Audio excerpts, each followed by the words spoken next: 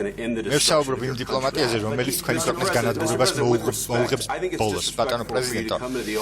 ჩემი აზრით, ეს არის უპატივცემულობა ამერიკის მედიის წინაშე, ასე ხისტად საუბარი, რადგან თქვენ ამჟამად გაქვთ ადამიანურ ძალასთან დაკავშირებული პრობლემები და არასრულწლოვნებს მიერეკებით წინა ხაზებზე. გასაგებია თქვენზე უკეთ მე ვიცი უკრაინაში არსებული მდგომარეობა. კი, მაგრამ მე თვალს ვადევნებ ახალ ამბებს და ვიცი რაც ხდება თქვენ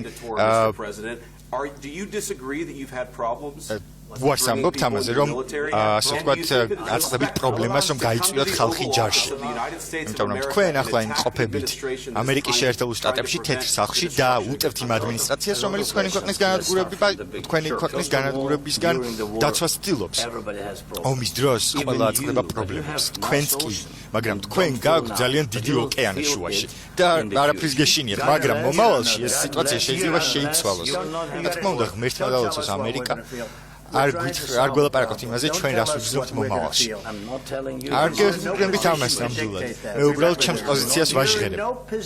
თქვენ არ იმყოფებით ახლა იმ პოზიციაში, რომ გვიკარნახოთ ჩვენ რას ვიგრძნობთ მომავალში. ჩვენ ძალიან კომფორტულად ვიქნებით მომავალში, ძალიან კარგად და ძლიერად. თქვენ ამჟამად არ იმყოფებით კარგ პოზიციაში. ომის გამო არ ვართ კარგ პოზიციაში. ომის დაწყებიდან მოყოლებული ვიმყოფები ძალიან ცუდ პოზიციაში. რა თქმა უნდა, გასაგებია, მაგრამ თქვენ არ გაქვთ საჭირო, ასე ვთქვათ, კოზირი იმისათვის, რომ ასე ილაპარაკოთ. თქვენ ფსონად ჩამოდიხართ მილიონობით ადამიანის სიცოცხლეს. თქვენ ფსონად დებთ მესამე მსოფლიო ომის საფრთხეს და თქვენ ასაც აკეთებთ, არის უპატივცემულობა ამ კონკრეტული ქვეყნის მიმართ. მე პატივს გცემთ პირადად თქვენ და პატივს გცემ მთლიანად თქვენს ქვეყანას. გასაგებია, მაგრამ თქვენ წახვედით პენსილვანიაში და ოპოზიციისათვის გამართეთ კამპანია, ჩაერთეთ კამპანიაში და წახვედით იმ პრეზიდენტის წინააღმდეგ, რომელიც ცდილობს თქვენი ქვეყნის გადარჩენას.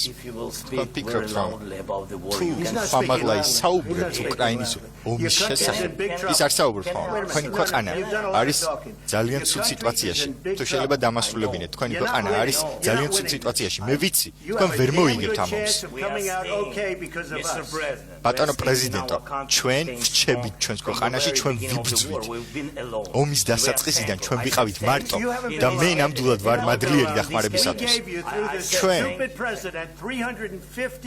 ჩვენმა სულელმა პრეზიდენტმა 350 მილიარდი დოლარი გადმოგცა. ჩვენ მოგეცით ასევე სამხედრო აღჭურვილობა. ვიცი რომ თქვენი სამხედროები არიან ძალიან მამაცები, მაგრამ ეს ჩვენი შეიარაღება რომ არ გქონოდათ, ომი დასრულდებოდა 2 კვირაში. დიახ, ეს პუტინისგანაც მომისმენია, რომ 3 დღეშიც კი დასრულდებოდა, 2 კვირაში დასრულდებოდა. ეს უკვე ძველი ისტორია. მე ძალიან ბევრჯერ გადაუხადე მადლობა ამერიკას. გასაგებია რომ რაღაცებზე ვერ ვთანხმდებით, მოდი ახლა შევამსუბუქოთ ეს უთანხმოებები იმის ნაცვლად, რომ მედიის წინაშე ვიდაოთ, როდესაც თქვენ მცდარ პოზიციას აჟღერებთ, იმიტომ რომ ვიცით რომ ეს არის მცდარი პოზიცია. ძალიან მნიშვნელოვანია რომ დღეს აქ ვიმყოფებით, სწორედ ამიტომ მოვაწყოთ ეს ყველაფერი. თქვენ უნდა იყოთ მადლიერი. თქვენ არ გაქვთ შესაბამისი კოზირები, რომ ასე ილაპარაკოთ. თქვენი ხალხი იხოცება, თქვენ გიმთავრდებათ სამხედრო ძალა და ამის შემდეგ მეუბნებით რომ ცეცხლის შეწყვეტა არ მინდა. ცეცხლის შეწყვეტას ვერ მოვაწერ ხელს და მინდა რომ განვაგრძო ეს პროცესი.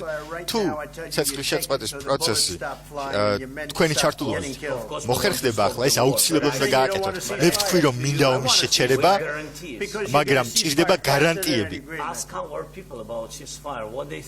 კითხეთ აბა ჩვენ ხალხს რას ფიქრობენ ისინი ომის შეწყვეტის შესახებ. ეს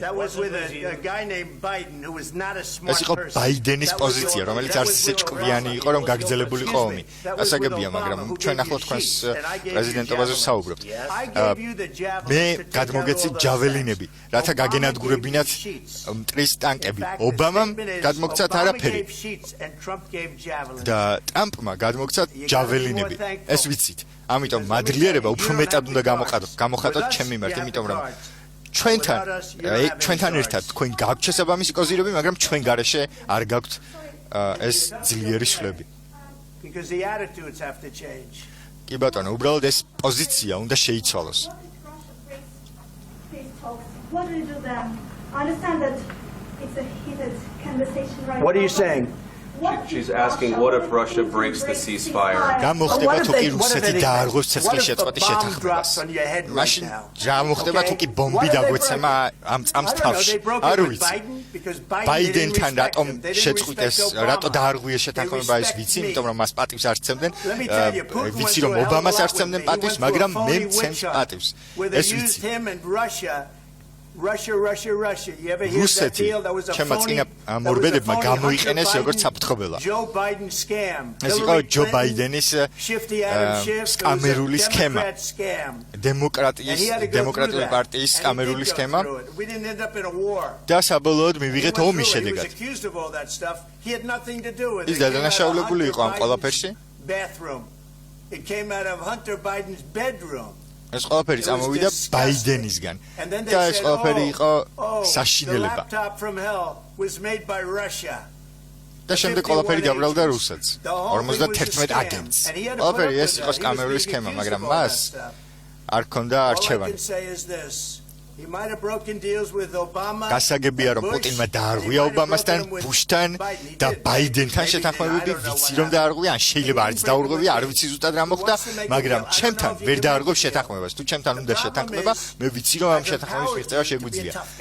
მაგრამ პრობლემა არის ის, რომ თქვენ ვერ იქნებოდეთ ძლიერ პოზიციაში ამერიკის გარეშე. თქვენი ხალხი არის ძალიან მამაცი, მაგრამ ან მოაწერთ შეთანხმებას ხელს, ან ჩვენ დავტოვებთ ამ მოლაპარაკების პროცესს და თუ ჩვენ დავტოვებთ, მაშინ ნახავთ, რომ სიტუაცია ძალიან გართულდება. თქვენ არ გაქვთ ძლიერი